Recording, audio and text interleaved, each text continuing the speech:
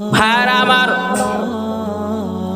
আল্লাহ সুবহানাহু তাআলার পয়গম্বর জনাবে মুহাম্মদুর রাসূলুল্লাহ সাল্লাল্লাহু আলাইহি ওয়াসাল্লাম ইরশাদ করেছেন, পয়গম্বর বলেন, ইয়াকুম মুহাক্কিরাতিজ যুনুব, তোমরা ছোট ছোট গুনাহ থেকে বেঁচে থাকো, তোমরা ছোট ছোট গুনাহ থেকে বেঁচে থাকো। ফা ইন্নামা মাসালুহুম মুহাক্কিরাতিজ যুনুব, এই ছোট ছোট গুনাহ এক সময় বড় আকারে ধরে যাবে, বড় আকার হয়ে যাবে।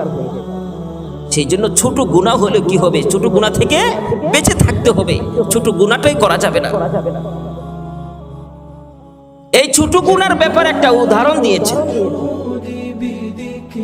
মনে করেন আমরা কোন একটা এলাকার মধ্যে গেলাম, কোন একটা এলাকার মধ্যে গেলাম, যাওয়ার পর ওখানে রুটি পাকানোর দরকার। কি পাকানোর দরকার?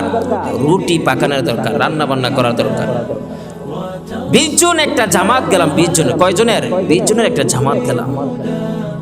এখন যদি লাকড়ি আনার জন্য একজন যায়, তাহলে লাকড়ি জোগাড় করতে করতে অনেক সময়ের প্রয়োজন হবে না? আর যদি 20 জনে চতুর্দিক দিয়ে লাকড়ি খোঁজার জন্য যায়, লাকড়ি আনার জন্য যায়, তাহলে বেশি সময় কি লাগবে? বেশি সময় লাগবে না, বেশি সময় লাগবে না। অল্প সময়ের মধ্যে আপনি রুটি রান্না করে আপনি খাইতে পারবেন। পয়গম্বর বলেন, যারা নাকি গুনাহের কাজ করে, একটা গুনাহ আরেকটা গুনাহ এরকম ভাবে করতে করতে অনেকগুলো গুনাহ করে ফেলে, তখন তার অন্তরের অবস্থাটা এমন হয়ে যায়, তার অন্তরটা একদম কালো ছাই হয়ে যায়।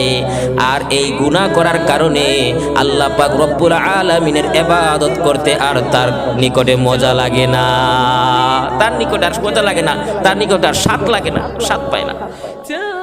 সেই জন্য আমাদেরকে গুনাহ থেকে বেঁচে থাকতে হবে। গুনাহ থেকে কি করতে হবে? বেঁচে থাকতে হবে। আল্লাহ তৌফিক দান করুন, সকলে বলে আমিন।